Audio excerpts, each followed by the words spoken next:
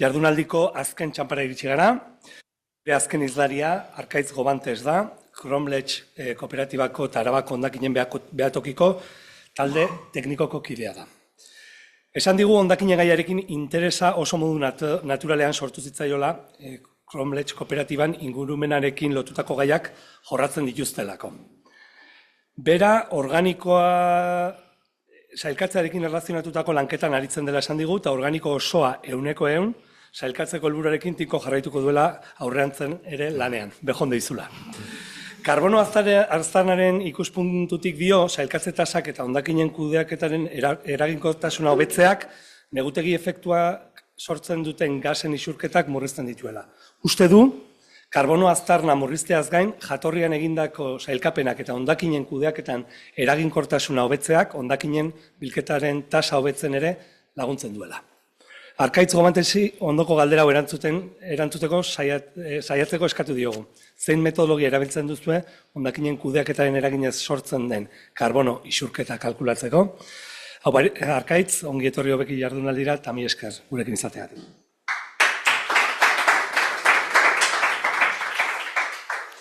Bale, eskerrik asko. Hori, ja aurreko izlariek esandakoa azpimarratze dut, eskerrak den hori, hobekiri, Don Emiliagako udalari, aukera hau emateagatik. Hori aurkezpenean aipatuten moduan, ni berez mendi ingenieria naiz, eta ez neukan hondakinen kudeaketarekin harreman handirik, baina, bueno, hori, organikoa eta batez ere konpostagailu komunitarioen kudeaketaren ondorioz mundu honetan sartu ginen, eta bueno, eta hortik aurrera, karbono aztarnaren kalkuloan ere aritu izan gara, orain dela 5-6 urte. Orduan, hasieran, bueno, berez CO2 isurketen kalkuloa ateratzeko metodologia hau begiratu nuenean, igual metodologiak jarri beharko nuke, ze berez bi metodologia orkesteran ator. Bi metodologia hauek aurreko 6 urtetako lanaren ondorioa izan garatu ditugu, eta, bueno, ezberdintasuna dago bien artean, eta, bueno, hauek orkesteran ator. Gero, pues, Araban pizkate zentratuko naiz, pizkate guk lan egiten dugun eremua delako, eta, bueno, Arabatik haratago, gai hau egia esan ez dakit nola dagoen beste euskal lurraldeetan. Hori, bi metodologia aurkezteran ator, eta, bueno, gero pizkat datuak ikusteko aukera izango dugu orduan hori. Pizkat sarreratxo bat egingo dut. Karbono aztarna Arabako hondakinen kudeaketan nondik norakoa azaltzen saiatuko naiz. Pizkat kalkuloaren gaur egungo egoera, prozesu hau oso evolutiboa izan da, 6 urtetan zehar, 5 urtetan zehar, iaia urtero, berrikuntzak ekarri izan ditugu, ikuspegi berriak, eta, bueno, gaur egungo egoera ikusiko dugu, batez ere hemen bi metodologi horiek buruz arituko naiz, eta gero bi metodologi horiek eman dizkiguten emaitzen inguruko pintzelada txikitxo batzuk emango ditut. Orduan, oso azkar, zer da karbono aztarna? Berez, aztarna ekologikoaren kontzeptutik abiatu zen, orain dela 35 urte. Gai nahiko berria da, eta askotan esaten gustoko dugu esatea, gaztelaniazko espresioa da, baina, bueno, dela gai bat, que está en pañales. Oso berrian, ez da 35 urteko bilakara esan, oso kontu berria da, eta oraindik traba asko topatze ditugu kalkuloa aurrera eramaterako orduan. Orduan, zein da helburua? Bai pertsonek, erakundeek, konpainiek edo nork sortzen dituen berotegi efektuko gasak kalkulatzea, karbono aztarnak helburu. Gas hauek denok ezagutzen ditugu, oxido nitrosoa, CO2, metanoa, eta gero fluoroklorados edo, bueno, Gaz berezi batzuk daude hortik, baina guk garrantzia ematen diegu batez ere hiru hauek zailagoak direlako edo oraindikan datuak lortzea zailagoa bilakatu zaigulako. Eta bai, National Geographiken aipamen hori ikusi nuen, eta hemen azpimarratu nahiko nuke, karbono aztarna zehaztea, errazagoa dela esaten egiten baino. Lana dirudi oso erraza izan daitekela, eta hasieran hola ulertu genuen, baina ez da horrela gertatu. Ja pizkat gaira urbilduz, gure helburua da hondakinen kudeaketak sortzen dituen berotegi efektuak ezagutzea. Hori da helbururik handiena. Ze nahiko genuke erraminta honekin, ze nahiko genuke karbono aztarnak lortzea, berez nahiko genuke erraminta tresna bat izatea kudeaketan, hondakinen kudeaketan, erabakiak hartzeko lagungarria izan daitekena. Jakitea, depende ze prozedura hartzen dudan, ze isurketak ditudan, nola eragiten diodan inguru giroari, eta orduan erabakiak hartzeko ahalmen hori lortu nahi dugu. Pizkat hori, aipatzen duena, gazen prozedurak sortzen dituen gazak hobeto ezagutzea, emisioak hobeto ezagutzea, bai hiru atal nagusi identifikatu ditugu hondakin kudeaketaren inguruan, alde batetik garraioa, bilketa eta garraioa esan genezake, bestetik sailkapena, ja gaur agertu da adibidez Araban TMB, edo Ontzia Arinen planta, eta, ere guretzat oso garrantzizkoa izan da hasieratik, balio bat izatetik haratago joatea. Hau da, gure ideia da urteko bilakaera edo konparatibak lortzea. Balio zehatz batek askotan ez du esaten ezer, baina bilakaera hori ezagutuz, ikusi dezakeguna da urtero hobeto edo txarrago egiten dugun, edo emisioak gora edo bera doazen, hobeto txarto egitea ez dago zuzenean lotuta emisioak murriztearekin.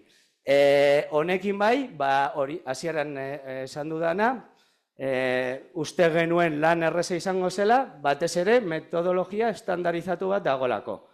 Alde batetik ISO arauak daude, eta beste prozedura batzuk daude, GHG edo hemen ministerioak ere, Espainiar ministerioak bere prozedura dauka, orduan berez nahiko ongi dago zehaztuta ze ibilbide egin behar den karbono aztarna hau kalkulatzeko. Hau hasiera batean. Baina, eta hemen ja lehenengo aurkezpen edo bi sistemei buruzko lehenengo aurkezpena aurreratzen dizuet. Karo, hondakinen kudeaketa aztertzen dugunean, hondakinen kudeaketa oso zabala da. Oso konplejua, gaina trazabilitate hori lortu nahian ere, eragile, enpresa, sistema berez oso konplejua da, baina sistema osoa da. Zer gertatzen zaigu, ikusi dugun metodologia estandarizatu horren arabera, horrek muga batzuk jartzen ditu. Orduan, gero sartuko naiz pizkatzako nago, baina gertatzen dena da, sistema osoa da, baina metodologia horrek eskatzen duena da bakoitzak bere isurketen ardura hartzea. Eta, horrek egite du, bi sistema ezberdin kalkulatzeko ahalmena edo.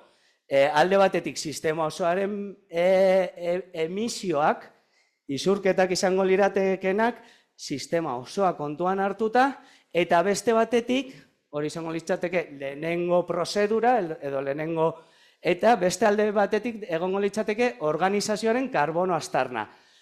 Bakoitzak bere ardurapean dauden isurketa horien kalkuloa.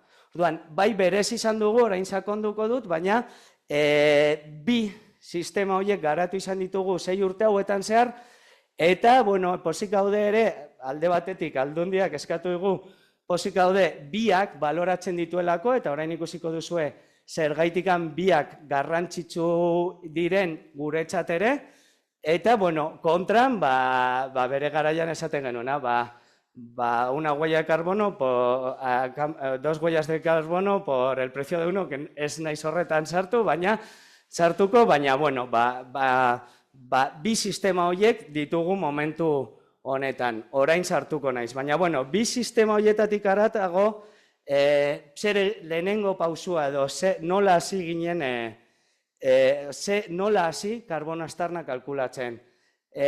Alde batetik, egin behar dena da, irismen edo mugen definizioa, hau da, noren karbono aztarna neurtu behar dudan jakin behar dut. Eta ondo ezagutu behar dut hori. Gure kasuan, hau ere konplexutxoa izan da. Alde batetik, organizazioaren mugak identifikatu behar ditut. Eta gure kasuan, foru aldundiak, konpetentziak ditu hondakinen kudeaketan, baina aldi berean 7 kuadrilla ditugu ere konpetentziekin kudeaketa horretan, eta 51 udalerri ere euren einean, alduten einean, ere kudeaketan sartzen direnak. Eta ez dugu hemen sartzen, baina kontsejuen influentzia ere badago hemen. Askok ezagutuko duzute edo ez dakit, hemen kontseju txikitan, baina Euskal Herri mailan biztanleria populazio txikia duten toki horietan, hemen ez da zaila ikusten non kontsejuko presidente batek erabaki duen adibidez kontenedore edukiontzia hor gaizki dagoela eta inora abisatu gabe beste tokira mugitzen duela, olako gauzak ere gertatzen dira eta eragina izango luke karbono aztarnan. Eta gero, muga operatiboak definatu behar dira, eta, bueno, aipatutakoa.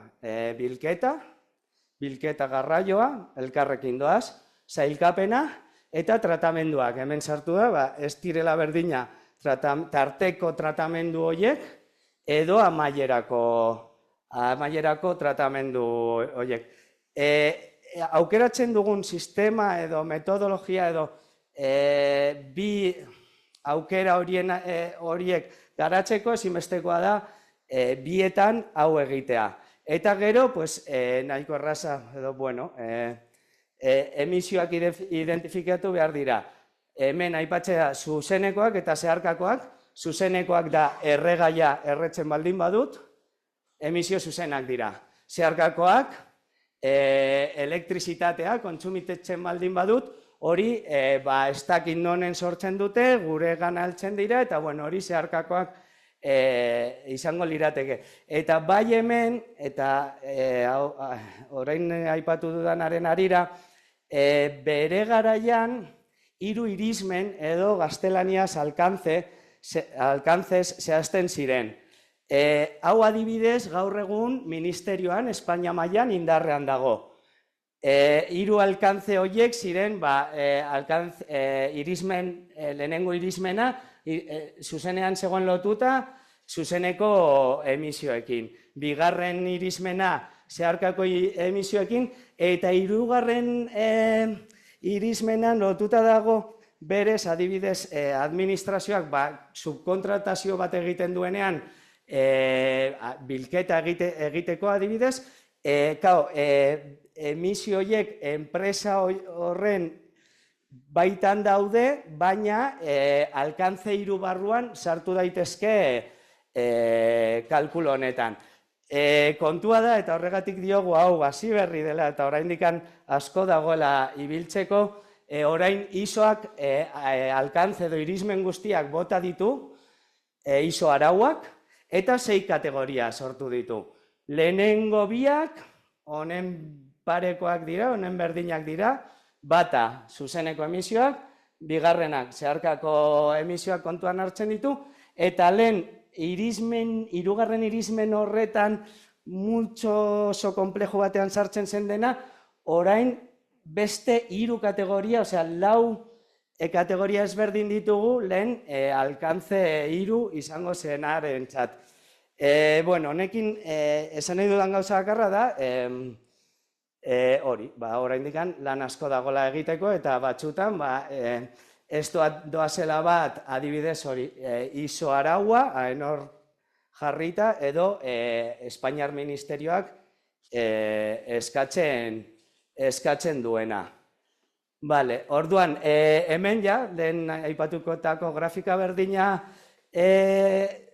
aurkezten dut, baina pizkat ikusteko zein izango lirateken desberdintasunak erakundearen karbono aztarna eta sistemaren emisio totalen artekoa. Erakundearen karbono aztarna, Araba mailan, Arabak kudeatu edo Arabak dituen instalazioetara mugatzen da.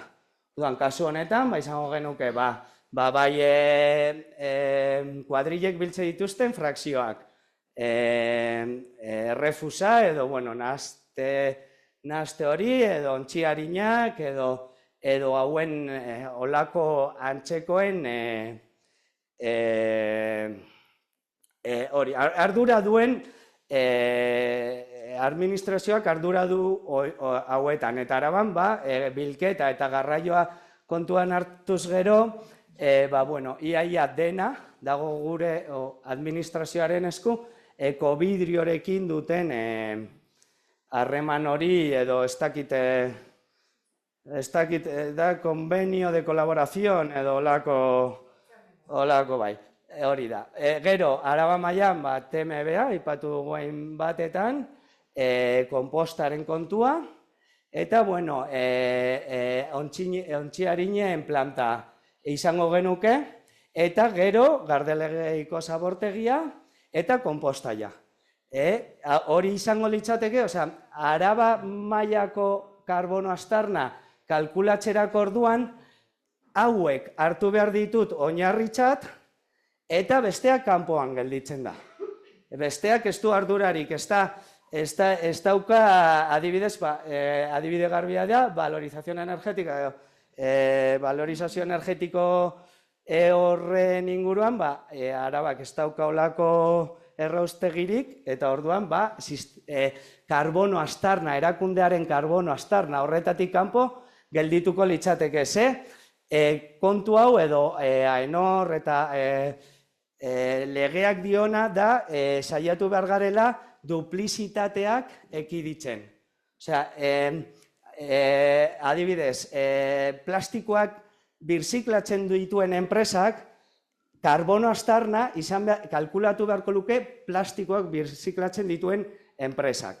Eta hori izango zen enpresa horren karbono aztarna. Baina ezin dugu erreportatu guk ere plastikoak birziklatzearen izurketak. Ezin ditugu horiek erreportatu, ze bestela, enpresa horiek bidaltzen baldin baditu eta guk ere bidaltzen baldin baditugu, bitan kontatze ditugu eta hori da saietzi nahiko litzatekena. Baina, ikusi duguna hori, sistema oso konplexoa da. Eta karbono aztarnak berez, legearen arabera edo ISO arauaren arabera kalkulatuz gero, oso mugatuta gelditzen da kontua. Datu interesgarriak ditu ere, baina oso mugatuta gelditzen da kontua. Orduan, ze ikusi genuen, edo hasieratik egin genuen, lehenengo egin izan duguna da sistema osoaren kalkuloa. Eta gero joan gara AENOR lege arau hori betetzera. Orduan, guztia kontuan hartuz gero, sistema osoaren hondakin, sistema osoaren emisioak ikusi ditzazket, eta hasieran esan duan, helburua denez, erraminta bat izatea, erabaki tekniko, politikoak hartu ahal izateko, igual ikuspegi orokor bat izatea, asko aberazten du nire gaitasun hori. Eta horregatik ere, aipatzen dugu eta eskertzen dugu aldundiak bi aukera eskaini genizkionean, aurten aurrek urtean, esan zigula biak nahi ditugu. Gure aztarna jakin nahi dugu, baina aldi berean ezagutu nahi dugu Hori, ze gertatzen den plastikoekin? Ze igual horren arabera nik ere erabakiak hartu ditxasket. Edo, ze ondorio ditu valorizazio energetiko horretara bideratzea gauzak? Ze, ostras, guretzat ere interesgarria, naizta araban ez egon eta ez den gure ardura, interesgarria da jakitea, hori, nondik nora doazen, behin da berriz gaur aipatu izan den trazabilitate hori. Ezinbestekoa da izan da guretzat trazabilitate hori osorik izatea, eta Ikerrek badaki, ze askotan trazabilitate osoa lortzea, kalkuloa ongi egin ahal izateko. Espaldin badakizu nondik nora doazen gauzak, zein den amaierako tratamendu hori, ezinezkoa da kalkulo hori egitea. Eta, bueno, alde horretatik, egia esan, hori, posik gaude, ze, bueno, sistema osoaren kalkuloa egiteko gai izan gara. Bueno, pizkat, ja bereizpen hori, saiatuko naiz, igual errepikatuko dut, kontu berria denez, askotan, gertatu izan zaigu aurkezten dugunean, ez dela ongi ulertzen, nik saiatu naiz, baina, bueno, ez dela ongi ulertzen, zein diren ezberdintasunak. Ikuste aurrekoan, aurreko diapositibarekin gutxi gora bera saltzen dugula, baina, bueno, dozin zalantza ere gero argitu ditzaskegu.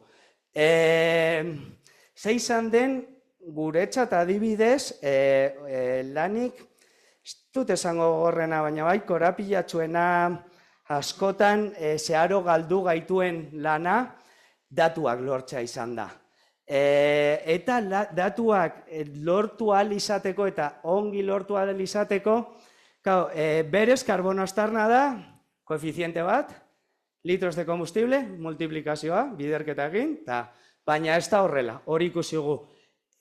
Hondakinen kudeaketaren karbono aztarna ezagutu ahal izateko, edo sistema osoaren emisioak ezagutu ahal izateko, ezinbestekoa da sistema oso ongi ezagutzea, eta horre Ikerrekin, gora eta bera, azken 5 urtetan, egon gara, sistema ezagutzen. Sistema konplejoa da, 1000 gauza daude hor sartuta, eta nik bai esango nukela, ezinezkoa dela karbono aztarna kalkulatzea sistema ongi ezagutu gabe. Zehaztuko dituzu gauzak hortikan, gero badazpada, behar bada beste gauza batzuk sartuko dituzu ez direnak errealak, orduan sistemaren ezagutza, ezinbestekoa da. Ez da litros, beste karbono aztarna batzuk egite ditugu. Enpresa txiki baten txat, adibidez, desbrozean ari den enpresa txiki baten txat. Oiek, tantos litros de combustible, hori esate digute, guk kalkuloa erraz egiten dugu, eta ez dago arazorik, ni berdin dit, mendian desbrozatzen dauden, parke batean hori berdin dit. Hondakinen kudeaketan hori ez da gertatzen. Ezinbestekoa, eta berriz ere esango dut, ongi ezagutzea, barnoko antolaketa eta gure kasuan zenbat eragile dauden eta horiek esan behar dutena. Eta gero, bigarren edo oso garrantzitsutzat ere ikasi dugu, eredu homogeneo eta estandarizatu bat izatea. Datuak lortzea ez da erreza, eta lehen aipatu dut ez, Aldundia, Zazpi kuadrilla, udalerriak, ez dakitzer,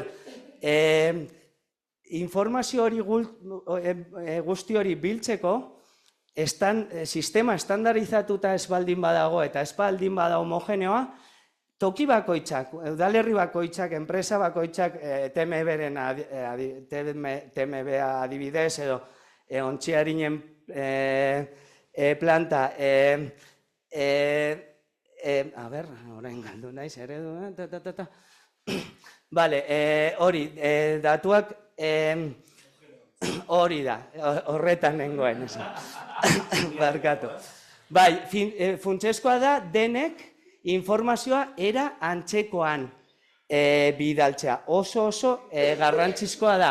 Eta honekin zer esan nahi dut ere, adibidez, kontuan hartu behar dugu datuak lortzeko zein aukera ditugun.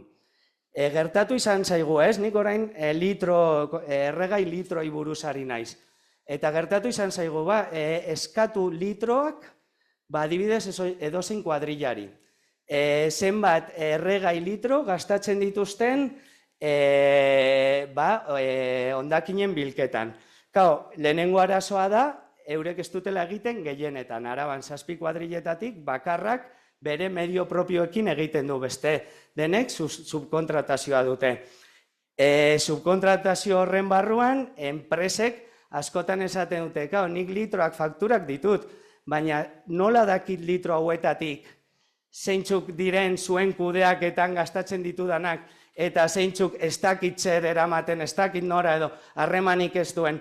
Orduan, hemen gertatu zitzaigun eta homogenizazio prozedura horretan ikusi genuen kilometroak eskatzea asko errazagoa zela. Gugan gertatutako adibide bat, aipatuko dut, lizitazio batera aurkeztu ginen, Mendialdean, Gorbeialdean. Konpostaje komunitarioa mantentzeko lizitazio bat izan zen. Eta jada eskatzen zuten enpresak karbono aztarna eman behar zuela. Nik bere momentuan hasi nintzen pentsatzen eta esan nuen, ostras, nik kotxeari gasoia botatze diot eta bai faktura denak jasota ditut, baina nola bereiziko dut litro hauetatik zenbat erabiltzen ditudan konpostaje komunitario hoien mantenimenduan eta zenbat erabiltzen ditudan ez dakit mendira, niretzat ezinezkoa zen. Baina niretzat oso erraza da jakitea Mendialdeako konpostagailuak bizitatzen ditudanean zenbat kilometro egiten ditudan. Orduan, prozesu hori oso garrantzizkoa da.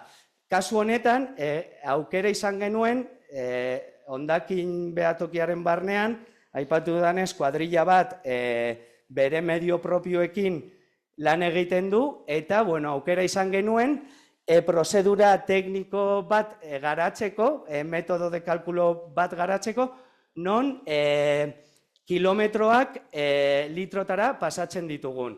Orduan, datuak kilometrotan eskatzen ditugu, baina guk ja garatu dugu kalkulo sistema propio bat, non kilometroetatik litroetara noan. Eta gero litroak erabiltzen ditut koefizientearengatik biderkatzeko. Horrela, egon naiteke amaierarik gabe izketan nolako adibide asko ditugu, baina, prozedura hori da. Eta horrela saiatu gara lan egiten. Errealitateari egokitutako kalkulo eredu bat izan behar da ere. Ikusi behar dugu edo ulertu behar dugu askotan, ez direla datuak ez zaizkigu heltzen inork ez dituelako bidali nahi, baizik eta batzutan oso zaila delako. Orduan egokitu behar gara, hori, egin dudan ereduan ikuste argibide bezala balio dezakela. Kuadrilek ez zindidate kilometrorik eman, ezin didate litrorik eman, baina badakite zenbat kilometro egiten dituzten. Egokitu behar gara, datu horiek hartzera ezinbestekoa da guretzako. Eta, maiz eguneratzea, esan dut, azken finean, prozedura bat aldatzerakoan edo, aztarna aldatuko litzateke. Orduan, eguneraketa urtero egitea, guk urtero egiten dugulan, eta, eguneraketa hori ezinbestekoa da datu fidagarriak izateko. Eta gero, emaitzen ikuspegiaren arira, bai ikusi gula, eragin eremuak garrantzia handia daukala. Adibidez, prozedura batek, hondakinen kudeaketan edozein prozedurak, igual kriston emisioak ditu, baina nire eragin eremua ez dauka ahalmenik horretan. Adibidez, jatorrian egin behar den bereizpen horretan, nik ezin dut gizartea behartu dezaket edo, baina, gizartea bere kabuz doa. Nire eragin eremua norbanakoan oso txikia da. Orduan, emaitzak interpretatzerako orduan, garrantzia dauka jakitea noraino heldu naiteken eta, ze kudeatzeko gaitasun ditudan. Zenbat eta kudeatzeko gaitasun handiagoa, orduan eta gaitasun hobea neurriak hartzeko eta aldaketak sortarazteko. Eta, bueno, behin da berriz aipatu da dana, honekin pizkat ikusita, azken erabakiak hartzeko informazioa hor daukat eta lagungarri moduan erabili dezaket. Orduan, egungo egoera, pizkat aipatu duguna, aldundiak biak onartu ditu, orduan, erakuandearen karbono aztarna, hau da, nerea, nere gain ditudan gauzak. Bilketa, TMBA, ontziarinen planta, hondakin kudeatze sistemaren isurketak, orokorra, ikusi dugun grafika hori osori kontuan hartu, eta horren kalkuloa egitea. Oso ezberdin, bueno, ez dira berez oso ezberdinak, orain ikusiko ditugu emaitzak, baina, bueno, aldea dago. Bataren eta bestearen arteko emaitzetan aldea dago, baina bi sistema horiek ekarpen handiak egiten dituztela uste dugu. Eta, bueno, aipamen moduan, bai, esan nahi gula, Araba osorako eta kuadrilentzako kalkulagailu berezi bat ari garaela garatzen, momentu honetan oraindik dago ensaio prueba etapa horretan, baina, bueno, helburua hori izango litzateke, azken finean edozein teknikarik era erraz batean bere kuadrilaren, bere herriaren, bere udalerriaren isurketa kalkulatzeko almena izatea da gure helburua, naizta ez izan, igual, esan nahi dudana da, kalkulagailu bat besterik ez dela izango. Horrek ez duela balioko gero esan duguna AENOR aurrean edo ministerioan zertifikazioa lortu ahal izateko, baina, bueno, aipatu da moduan, gure helburua ez da izarretara heltzea momentuz, baizik eta, momentuz gaude, erraminta, erabilgarri bat garatzeko ideia horrekin. Orduan, pizkat sartuko naiz datutan, lehenengo, hau ikusiko gu, gauza gutxi aipatu behar ditut neri buruz, eta zenbakiak azken finean azola gutxi dute kontu honetan. Aipatu behar dudan lehenengo kontua da, berez, ikusi gula, bai, beherako joera bat daukala, sistemaren izurtze gaz, berotegi gaz efektua sortzeuten gaz hauen izurketa beheraka doala pizkanaka. Hori bai, ikusi izan dugu, baina hau ez dut horretarako aurkezten. Hemen sistemaren emisio totalak daude kalkulatuta. Orduan, benetan garrantzia eman nahi dionari hau da, segida edo irakurketa hau baliogarria izan dadin, edozein zuzenketa, edozein aldaketa kalkulo metodoan sartuz gero, horrek retroaktibitatea izan behar du. Orduan, beste egunean, atzo eren egun, ez nago oso ziur, baina begiratu nuen lehenengo urtean eman genuen zenbakia. Lehenengo urtean eman genuen zenbakia da 70.000 inguruan zegoen. Lehenengo urtean. Orain aipatuko dut nola jaitsi genuen. Kao, nik zenbaki hori espaldin badut egokitzen, ze gero, zuzenketa batzuren ondoren, orain komentatuko ditudanak zuzendu genituen, jaitxiera izan daiteke izugarrizkoa. Eta, dirudi gauzak ari direla bikain egiten.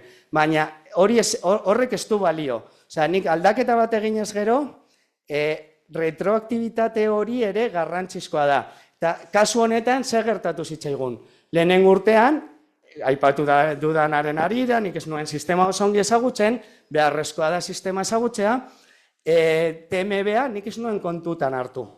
Nik, lehen aipatu zutena ez, pues el mundo feliz edo, eta uste nuen dena zabortegira zijoala zuzenean. Orduan, nik ez nuen TMBA kontuetan hartu.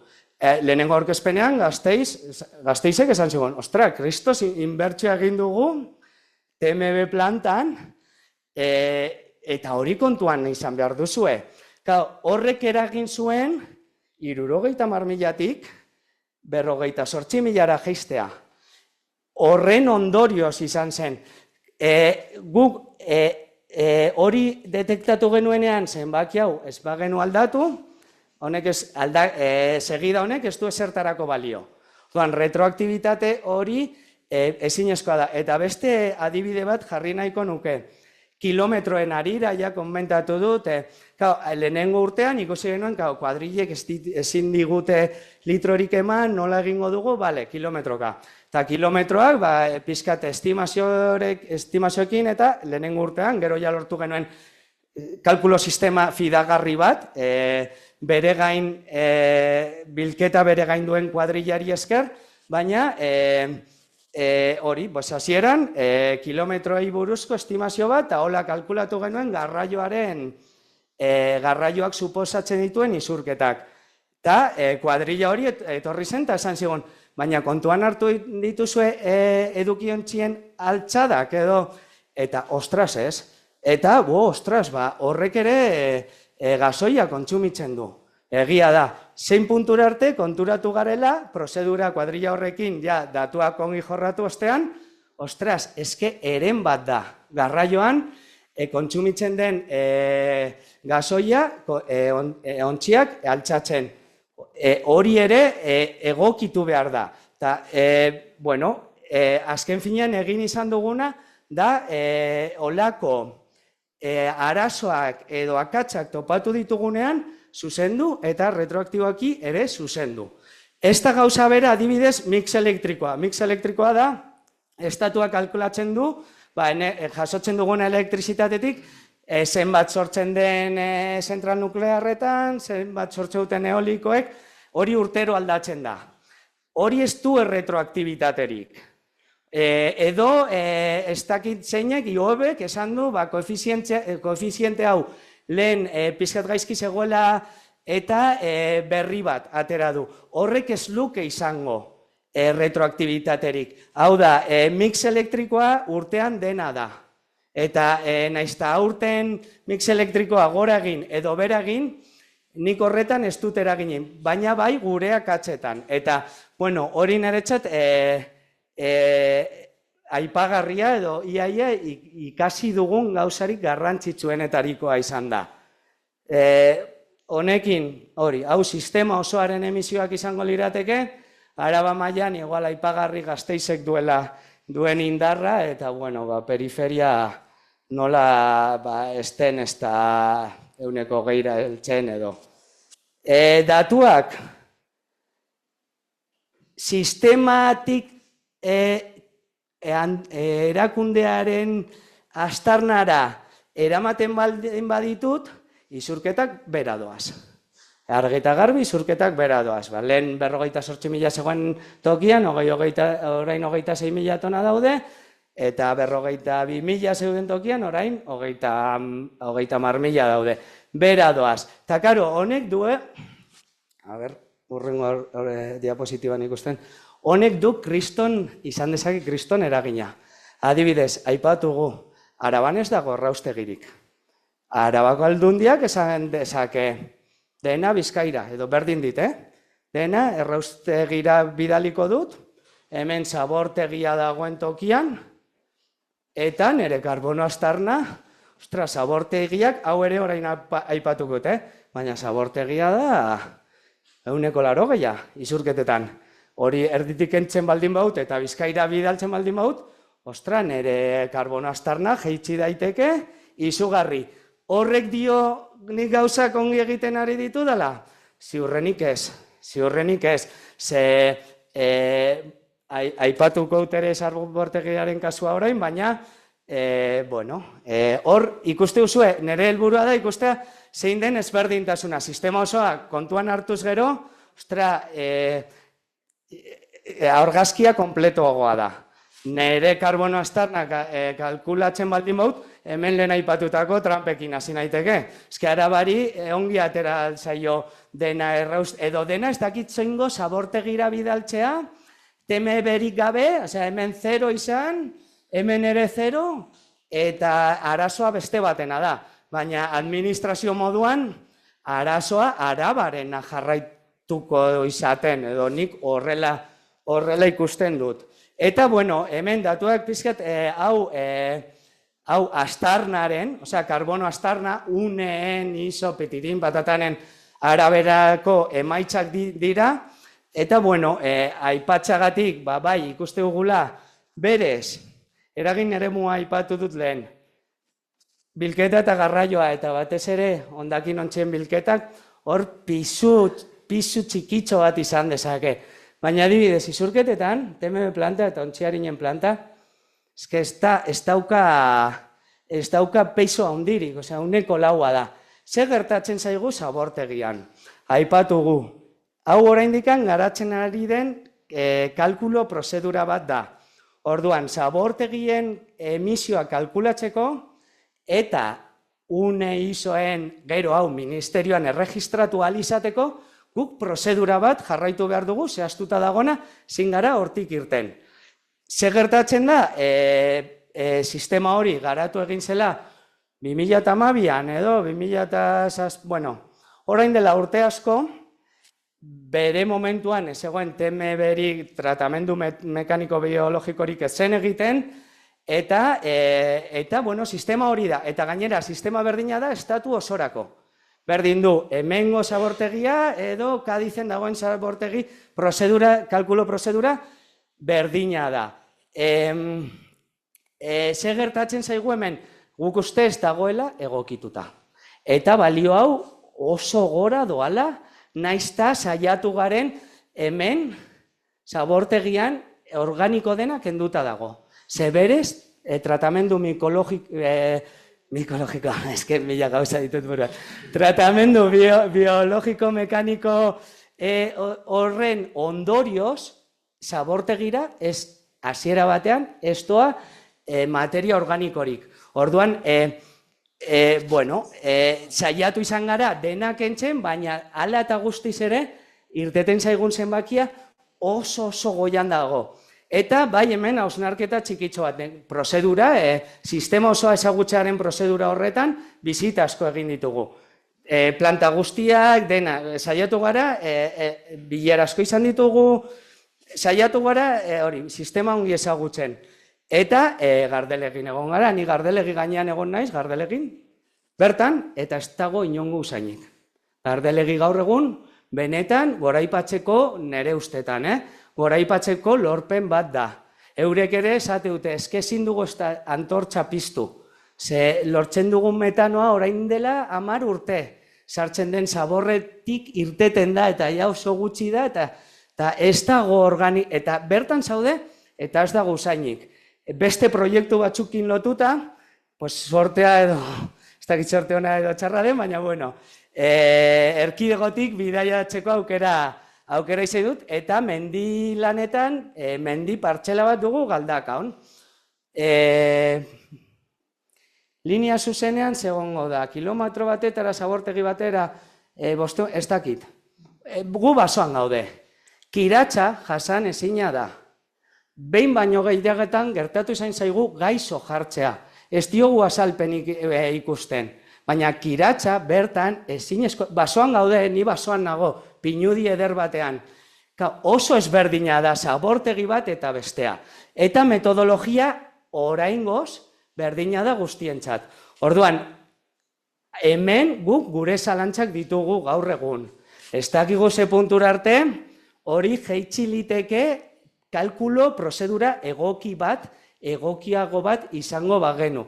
Baina gaur egun ez dugu aukerarik. Orduan, gero piramide hori ikusi duzue, eta azken finean denek esatu dute, aukera txarrena izurtzea da, bale. Aukera txarrena, eta hau hori isladatzen du gutxi gora bera. Baina, bai, bueno, kontuan hartu behar dugula ere, hori, sistema hasi berri dela, kalkulo prozedura hasi berri dela, nahiz eta urte batzuen jarraipena izan, eta hori kontuan hartu behar dugu. Ari naiz igual pizkat luzatzen, zeratuko naiz. Vale. Bueno. emisioak iturri motaren arabera, pues bueno, ikusi duguna da, lehen aipatu duguna. Bilketa eta garraioan administrazioak gaur egun jarduteko aukera du. Eta hori kudeatzeko aukera dauka. Kamioi mota erabaki, eragonkortasuna ibilbidetan, ez dakitzer, hor badaukagu ahalmena. Eta ikusi dugu adibidez, 7% zela hori. Bueno, garrantzia dauka. Sailkapenan, karo, jatorrian bereiztearekin zerikusia dauka. Eta hor gizarteak dauka ahalmena. Oso zaila da, horrela irakurketa hori egiten dugu, administrazioek gizartearen jokamoldea egun batetik bestera aldatzea. Eta garrantzia eman nahi diogu, tratamendu eta kudeak eta azken kudeak eta hori, hor ere administrazioak ahalmena dauka. Erabaki dezake nora bidaltzen dit neurri baten enean, baina erabaki ahalmen naizta txikia izan, baina erabaki dezake nora bidaltzen dituen bere hondakinak. Orduan,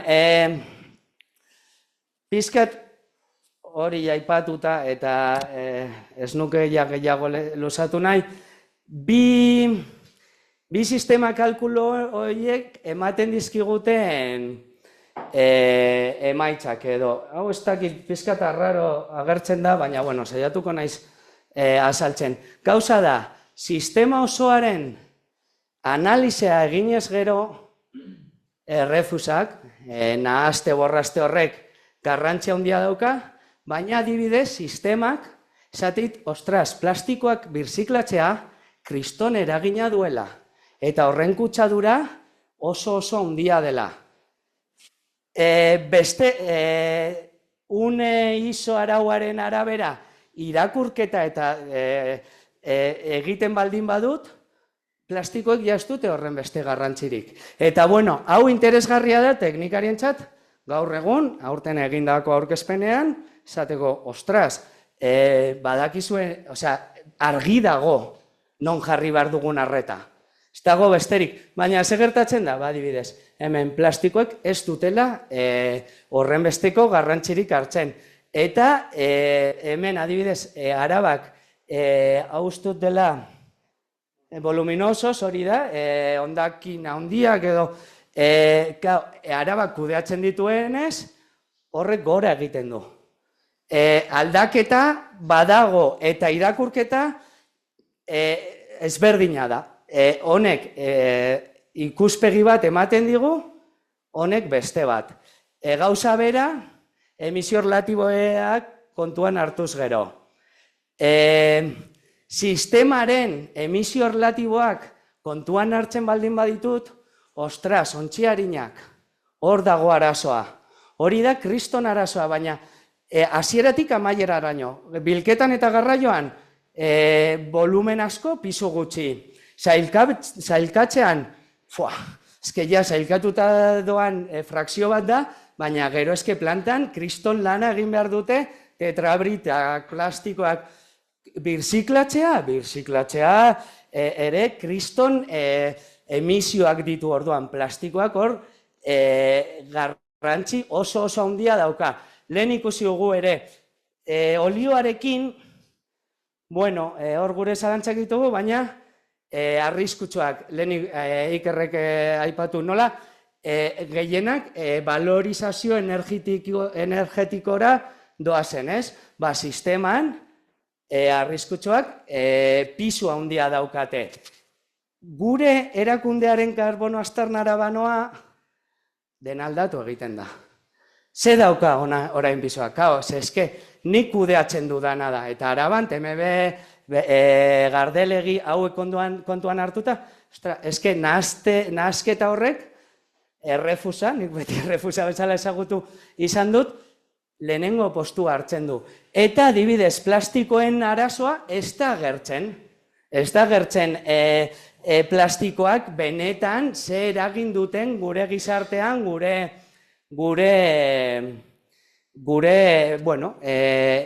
gizarteak egiten edo hondakinen kudeaketak dituen izurketetan. Hola eta eskertzen dut ere, aipatu nahi nuen, baina azkarrek igual nahi dut, Organikoaren kontua, organikoa fogo da. Fogo, fracción orgánica gestionada en origen. Kompostajea, barkatu, hori da, kompostajea.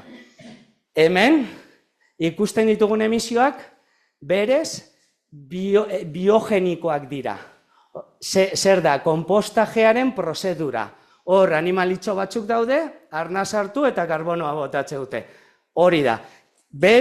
Lehen ez dut aipatu, baina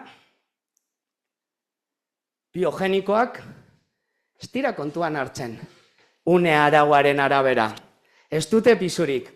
Nere ikuspuntuaren arabera eta konpentsazioan gaur egun hori igual asko ezagutuko duzute, ez? Un terreno para que te plante unos árboles, fijación de carbono. Bale, nere ustetan konpentsatu daitezken emisio bakarrak hauek dira.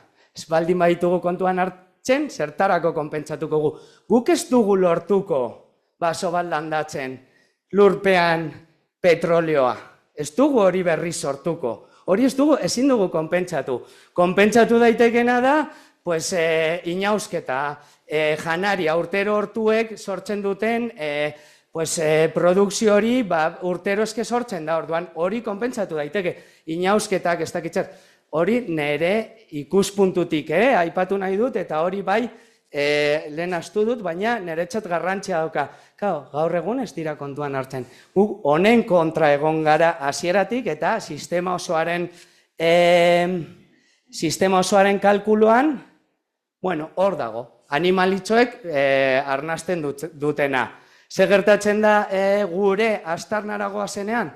Ostras, konpostaia da izugarrizko ona. Konpostai komunitarioa edo norbanakoarena. Ez dauka garraiorik, ez dauka sailkapenik, dena biogenikoa da, mantenimenduak gastatzen duen erregaia igual kontuan hartu genezake, baina bueno, momentuz oso zenbaki txikia da eta hori ez dugu kontuan hartzen. Konposte komunitarioaren proiektuak edo, nik benetan nire bizitza profesionalean igual ikusi dudan proiekturik politena da. Alde batetik emaitzak, ez dago besterik, hor argi eta garbi galditzen da, zero emisiones. Baina sortzen duen herri, auzo giroa, guregan edo nigan hasieran, orain dela 15 urte, honekin ez, nigan sortu duen eraldaketa nire bizilagunak ezagutzea batzutan igual, elkarlanean konposta ateratzearena. Ez benetan proiektu komunitario bat da, eta hauetan nik 15 urtetan ez ditut ezagutu. Herritarrak elkartu eta bide polit batean jartzen dituen proiektua da. Eta, bueno, egia esan, niretzat, eta hori ere aipatu nahi nuen, oso interesgarria edo oso aberazgarria izan da konpostaje komunitarioaren aurkitzea edo ez dakit nola esan, eta bai egin nahiko nukela hemen, pues un alegato a favor edo olako zerbait. Ja, ez naiz asko luzatuko, baina, bueno, emisio relatiboei arreta jarriz gero, bueno, aipatu guna, zabortegia, berrikusi beharreko gauza da, baina gaur egun gehien prozesatzen den hondakin kilogramo bakoitzeko gehien emititzen duena da, eta, bueno, hemen agertzen da punto verde mobila edo, hemen oso gaizki irteten da, eta bai, azken finean honek egiten du oso herri txikietara joan, eta askotan gasoil asko kontsumitu, oso hondakin gutxi bildu alizateko, baina punto verde mugikorra 0,02 de todas las emisiones. Orduan, aldundiak galdetzen zigunean, joi, merece la pena mantenerlo? Noski. Gainera, askotan hemen fitosanitarioa jasotzen dira, herri txikitako zaborra jasotzen da, eta bueno, funtseskoa da. Naizta kilogramo bakoitzeko emisioak dituen, baina ez dakit, hemen ainanan, ez dakit, baldere jondoan dauden herrietara hurbiltzen da sistema hori. Eta hori, herrietan bizigaren ontzat oso interesgarria da. Demorari gabe gelditzen ari naizenez, ja zuzenean ondorioetara joango naiz. Bueno, aipatu guna, sistemaren urratsetara eragile guztiak ezagutu. Kalkulo prozesua modelatu, estandarizatu, egokitu abiapuntutik jasoko ditudan datuetara. Eta, bueno, emisio faktoren hautaketa ere, bueno, horri buruz beste ordu bat eman nezake. Orduan, bueno, karbono aztarna murrizteko, ezinbestekoa jatorrian sailkapena. Sailkapen posterior horiek murriztu ditzazke, garraioan eraginkortasuna, bai kamioiak, bai ibilbideak, bai horrek ere garrantzia dauka, eta mailerako tratamenduak ere garrantzia handia dauka. Jatorrizko sailkapenari buruz, konpromiso askatzen du, ikusi gu bilketarako hautatze sistema etengabe hobetu behar dela. Eta honek ere eragin du zenbat eta bilketa sistema gehiago, ostras, ikusten ari gara isurketa gehiago daudela. Ze lehen kamioi batek dena egiten zuen. Eta orain ateatxe ditugu kalera 10 kamioi lehen batek egiten zuena egiteko. Baina, bueno, ikusi dugun egoera da. Hori, garraioari buruz, murriztu, konposta, lehen ahaztu dut, igual aipatut, baina berriz esatut, ez doa inora. Nire auzoan daukat konpostgunea. Zenbat eta urrunago bidali zaborra, geroz eta okerrago. Ibilbideen eraginkortasuna, ibilgailu mota gauden aipatuta dago. Azken helmuga, azken finean garrantzitsuena da. Orduan, ja aipatute, lehenengo aukera berrerabili funtsezkoa da. Bigarren aukera, birziklatzea. Eta hortik aratago, bueno, ez naiz gehiago sartuko. Bai, ikuste gugula eta karbono aztarnak beherako joeraren ondorioa da birziklatzeak berotegi efektu gasen emisioak murrizten dituela. Eta horrek irabazten dio garraioan gogoraka joera hori ikusi dugu, baina oso txikia da birziklatzeak ekartzen dituen onuren aurrean. Eta, bueno, hori, denok dakiguna. Eta beti amaitzen dut funtsezkoa da, errefusa edo nahaste hori murriztea eta hor jarri beharko genuke arreta. Eta bai amaitzeko, sistemak beti izango ditu isurketak eta gure kalkuluen arabera gehienez 30% murriztu ditzazkegu. Beti egongo dira isurketak, sistema isurketak ditu nahita nahiez. Orduan, helburua edo maila muga non egon liteke 30% horretan murriztea, eta besterik gabe eskerrik asko.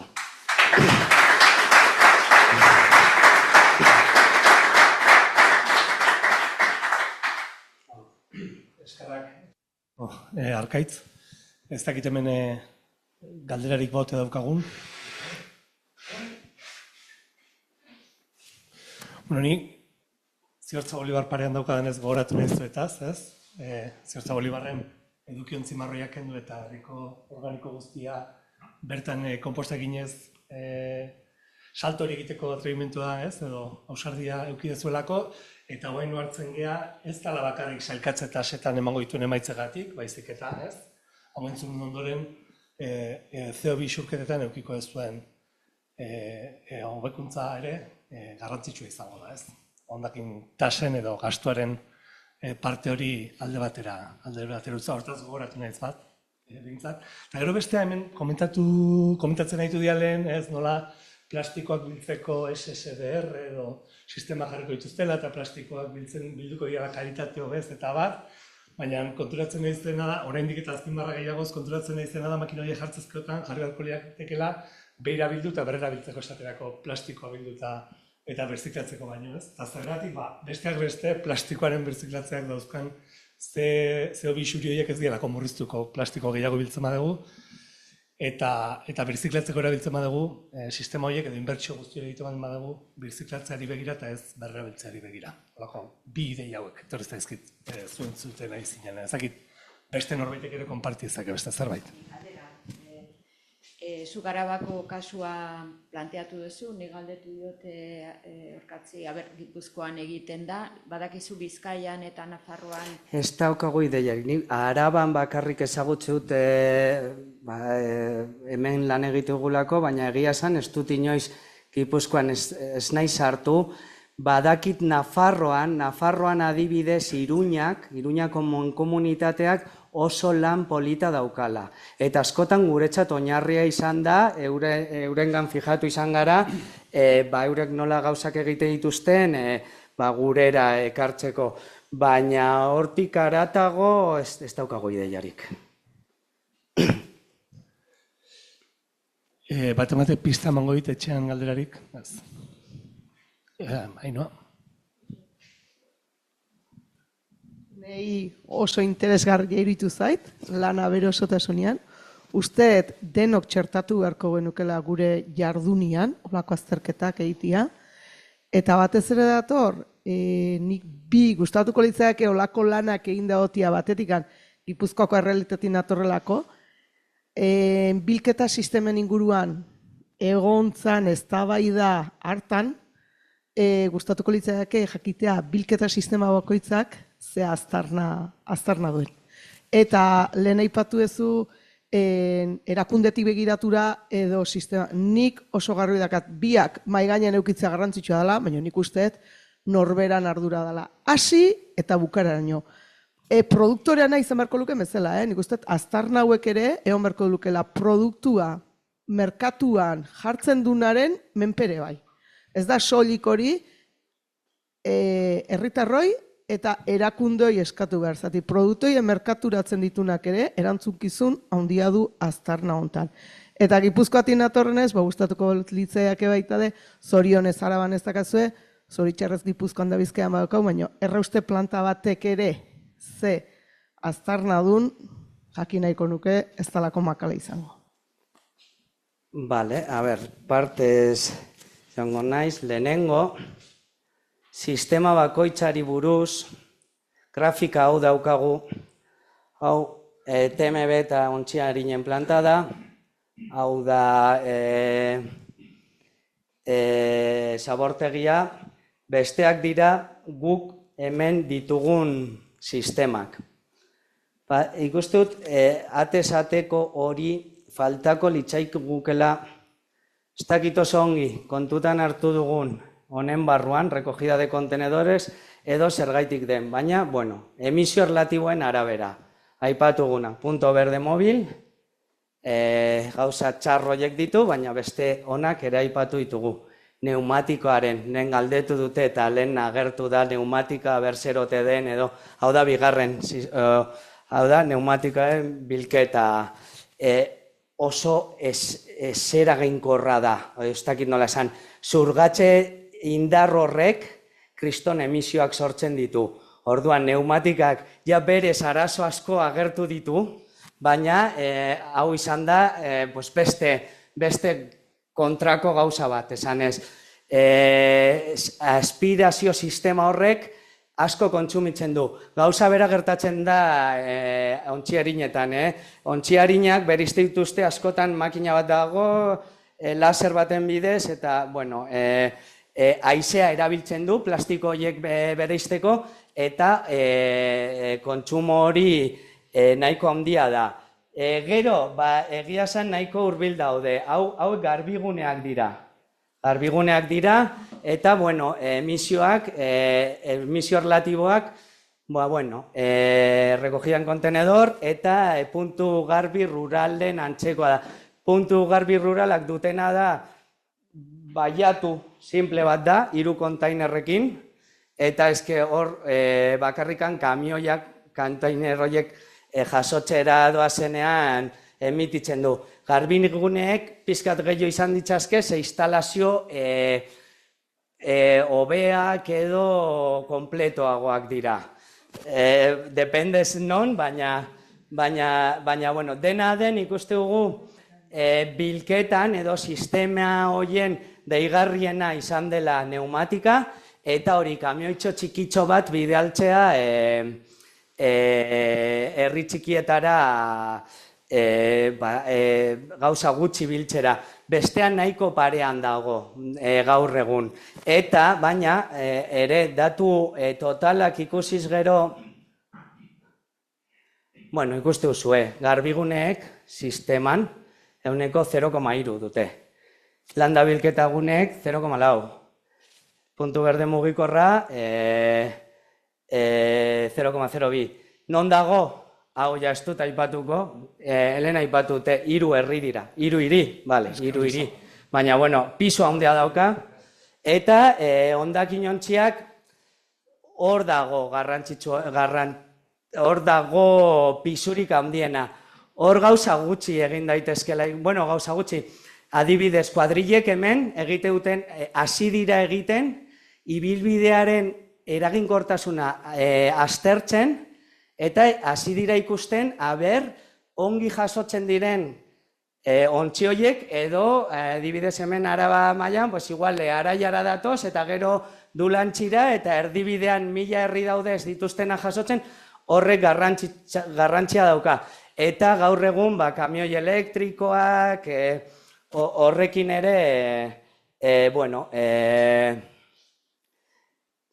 saiakerak egin daitezke, baina bai, azken finean, saia da, eta aldik eta saiagoa esan duguna, zenbat eta bereiziago jaso kamioi gehiago irtengo dira, eta baina kontran egin dezakeguna hori da, eraginkortasuna ibilbidetan, eta emisio gutxiko ibilgailuak edo erabiltzea.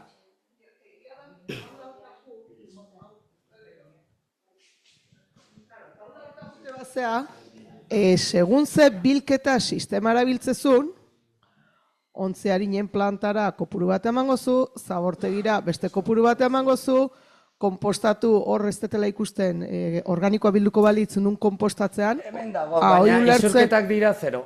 Bale, ulertzen hori zala, konpostatze planta erraldoi batetara eramatean kontzeptua hor da osartuta? Hau izango litzateke TMB. TMB-an eta hemen bereizitasun bat egon beharko litzateke, ze berez ikuste dut dena dagoela, bereizitasuna uste dut dela, hau dela kontenedore marroietik jasotzen dena, eta hau da errefusa aldetik prozesatzen dena. TMB-an organikoa erabatean kontatzen da, eta... Esan, hor erabatera egiten dula. Daukazun bilketa sistemaren arabera garraiatzen dez, tratamendutara garraiatzen dezun horrek erabatek aldatu dezake taula hori. Bai. Ordo, nahi gustatuko litzake bilketa sistema bat bere osotasunean aztertzea. Biltzen, kostu eta eragin hau du. Tratamendu, garraioan hau, tratamenduan hau, eta hor noski betidanikan, ez da bai dauetan egon beti esan du deu, CO2 isurien eta ze aztarna eta ze eragindun, ekonomikoki noizbaite baloratzen hasiko otegean. Eta hori da beste galdera. Zuk hemen datu batu izazu, hauk ekonomikoki kuantifikatu daiteke. Ze kalte egiten nahi gehan ingurumenari. Esaten dut, askotan dena dirutara eramaten dalako, ez da baidetan. Eta horrek dauka garrantzia. Zu sistema bat eukio, beste auki, bueno, igual bilketan merkeagoa bali mazai, honen alde ingoet, eta birziklatze hogaikako bilketak tasak lortze zitudan bitartean, inork ez baita isuni jartzen, nikola jarraituko. Baina gure ustez, kalkulo horietan ere, aztarna honen eragina ekonomikoki jauain datutara ekartzen nahi ga. Niretzako hurrengo pausa izan beharko luke hori ekonomikoki kuantifikatzea. Eta isun batzuk ere jartzea. Kanon batzuk jartzen nahi dian bezala, errefusa tona bakoitzeko, hemen ere horretara iritsi beharko deu. Eta hain airosoki esaten deu, kutsatzen dunak gehien ordaindu dezala, praktika eraman, baina ikuspegi honetatik ere bai.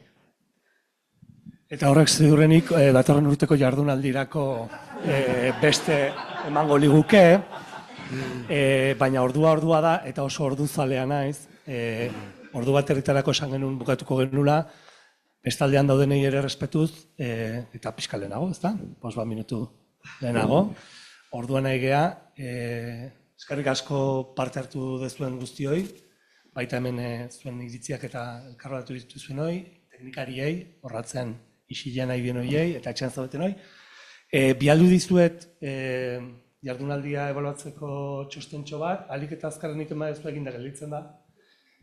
Bereziki eskertuko dizuet, arduratzen zaituzten gai horiek aipatzea, azkenean hemen lantza ditugun gauzak nahi dugulako izatea zuek landu nahi dituzuen horiekin errealitatearekin harreman aukitzea, eta, hobeki elkartea hemen egongo da behar dezuenerako, inungo udal animatzen bada gure parte izatea ongi etorria izango da, jarri lasai harremanetan gurekin, eta hurrengo urtera arte edo nahi ez duenera arte. Eskerrik asko.